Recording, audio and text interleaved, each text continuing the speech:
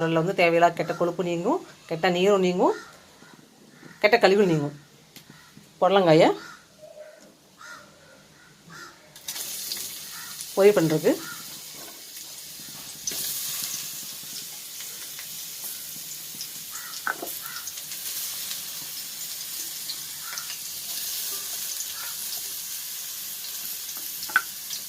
போட்டாச்சு.